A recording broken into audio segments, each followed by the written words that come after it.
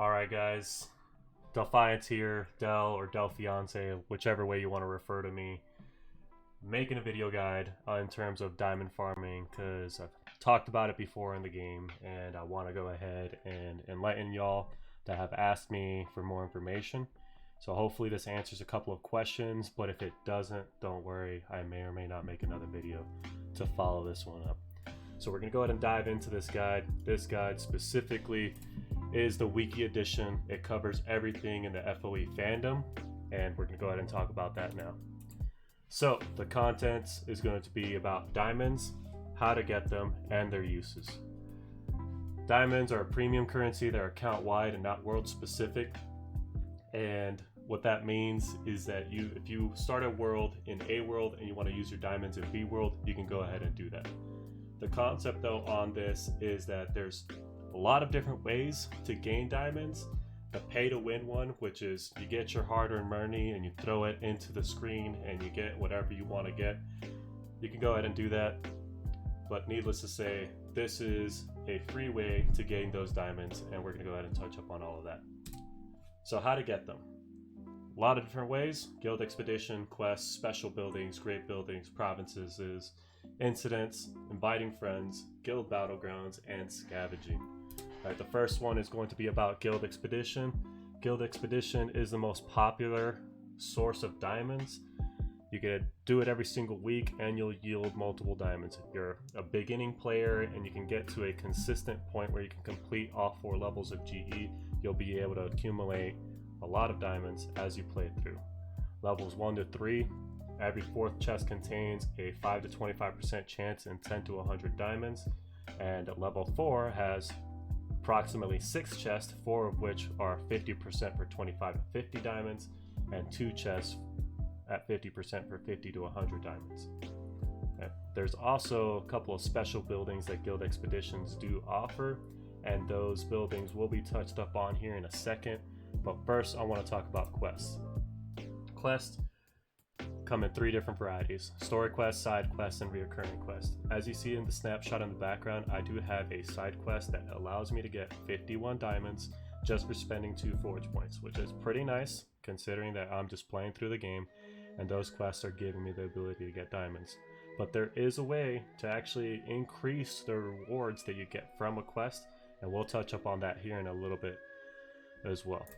So those special buildings that we talked about from GE offers you the Little Fountain of Youth and the Fountains of Youth as well, right? But there's also the Wishing Well and the Little Wishing Well, the Hedge Maze on the top right, and the Crow's Nest level 8 on the bottom right. The stats specifically on all of these special buildings is roughly the same. Every 24 hours at 1.25%, you'll get 50 diamonds, right? So not a lot in terms of gain, especially when we're dealing with a little percentage like that. But when we look at it as the bigger picture for diamond farming, if you create a well farm, this would be a great way to get passive diamond income, right? Even if you're not getting diamonds every day, as the wells accumulate, the more chances you'll get. The Crow's Nest, though, a very specific one, is a really good building for the regards that it not only offers diamonds, granted 25 diamonds doesn't sound like much, but it also offers goods, forge points, as well as the ability to gain gold and supplies as well. And you can actually get that building from the summer event. There is also the ability to get great buildings that will yield you more rewards. So when we talk about specific great buildings that yield the benefit of diamonds, these 5 come to mind.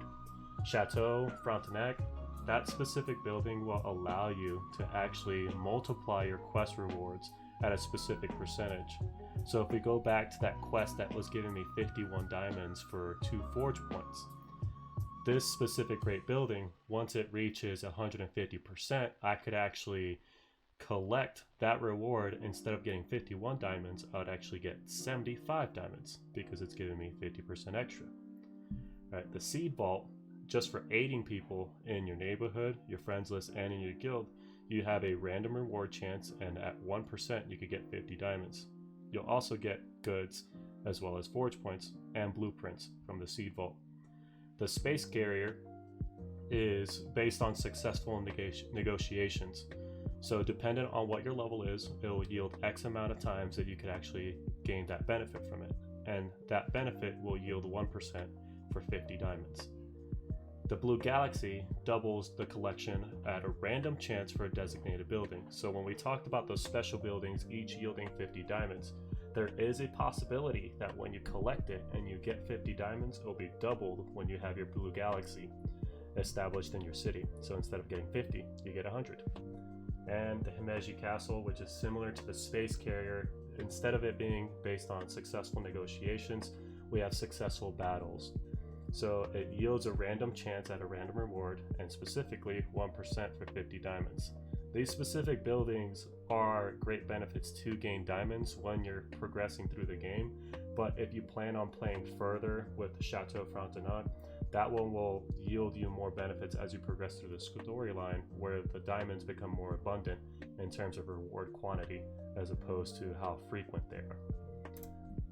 So one of the ways to get diamonds as well is through your continent map, specifically the provinces. As you fight and negotiate your way through the continent map, you'll get potential opportunities to gain diamonds. Roughly 4,300 diamonds are available throughout the whole continent map right now. That's progressing all the way to Space Age Asteroid Belt. Needless to say though, it's not a sustainable source for diamond farmers, especially if you're planning a squad at a lower age, like Iron Age or early Middle Ages or even late Middle Ages. The reason is that you do require a lot of firepower or a lot of goods to negotiate your way through it. So if you want to trade some forge points for some goods from a higher level player to progress through and negotiate through your continent map, that is an option, but again, it will only go as far as how much you want to do on it. It's really dependent on your playstyle. Incidents though, really small topic here. Honestly, if you could just go for the rhino and get yourself the diamonds at that random chance, go for it. I wouldn't hold my breath in terms of a practical way of getting these diamonds. It's just a nice little incentive. Sometimes you see them floating around in the ocean and you just want to pick them up. Sometimes you get the diamonds, sometimes don't. The other one here is inviting friends. So inviting friends is the idea that you invite a friend to play with you in the game. As your friend progresses through the game, you will yield a certain amount of diamonds, right? 50, 100, 250, 750, and 1,000, depending on what age they reach, right? The thing is, though, is that you want to make sure you send this link not from your mobile device, but from a computer. You want to use the computer-generated link for the reason that if you do not do that, you'll actually run into the issue that I've run into, where my friends get populated into a world that I'm not even playing on. So my main world being an X world and my friend gets tossed into B world, I can't gain the benefits of inviting them or even getting any of the diamonds or being able to interact with them at all. And even if I did decide to create a world in that world, I still wouldn't net the benefit of diamond attainment. So it's really dependent on how many friends you have, who wants to play with you, and how long they want to play. But if they do play and they do join you, you'll have some fun and you'll also get some diamonds as well. The next one though is Guild Battlegrounds. So Guild Battlegrounds is more geared for endgame players. The endgame players will be able to participate in Guild Battlegrounds more commonly. This is going to be dependent on your league. Roughly 0.02% chance of getting diamonds, 5 to 25 depending on your league. It's not super viable for diamond farmers that are wanting to set up a wishing well farm, and it's also not viable if you're wanting to spend less time on the game. Obviously, this is going to take a huge time commitment in terms of getting to where you want to be. It requires a massive army or massive resource pool to just be able to negotiate and battle. But on your main world, that's a really viable option. So I say participate in that and take advantage of what you were wanting to do on that specifically. The next thing is scavenging, another end game related way to get diamonds, but this isn't super consistent, similar to how Guild Battlegrounds wouldn't be as consistent. Scavenging is tied to the Arctic Harbor as well as the aquatic terminal from Arctic Future and Oceanic Future. It depends on getting your crew member to bring home extra resources, coins, supplies, and forge points, but there is a small chance to get diamonds, right? Roughly 2%. And then it's dependent on the level of your crewmate. So if your crewmate reaches level 10, you can max out at 35 diamonds roughly. The uses, though, are endless when we're talking about speeding up the productions. There is a lot of stuff that you could use diamonds: extra attempts and negotiations, premium structures, great building, print buying, unlocking troops, exchanging crewmates, buying goods, forge points, re-rolling antiques dealer, what have you. You can do a lot of things with diamonds, but honestly, there's a few important ones that you may want to consider and a couple of controversial ones that you might want to talk to yourself to figure out what's going to work best for you. So, land expansion, that's a given. The more land you have, the more wells you can put down, or the more land you can acquire to be able to set up your diamond farm the way you want to do it, either it be passive or active. There's event currency, like the previous Halloween events tickets, or the summer doubloons for the pirate event, and the Christmas stars for the winter event. Up to you. Typically, when people use their diamonds for this, is to get a competitive edge for their city, to acquire either the main event building or a secondary building like the abandoned asylum in the previous Halloween event. The great this one specifically is for guild battlegrounds defenses. This one will touch up on setting up sieges, traps in the guild battlegrounds map. This is more for a competitive player that wants to progress and increase their overall ranking in their main world. This is something to consider to use your diamonds, but those would be the three most common ones. The most controversial ones would be reinvesting your diamonds into another world.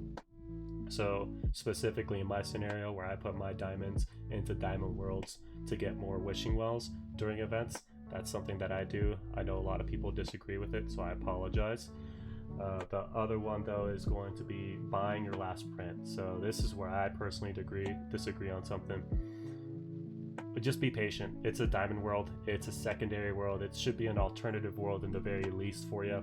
You shouldn't be spending your diamonds on a secondary world to get it established, unless if you're purchasing it to gain a benefit in some way, shape, or form. Honestly, if you're patient, you'll get it. And then speeding up completions of settlements. So when we talk about settlement completions, really this is super important when we talk about like the dojo and the runes from the Viking settlement, or the jaded relic from the Aztecs. If you want to speed through your settlements to gain those awards, that's perfectly fine, but do keep in mind it's really dependent on how active you are with it.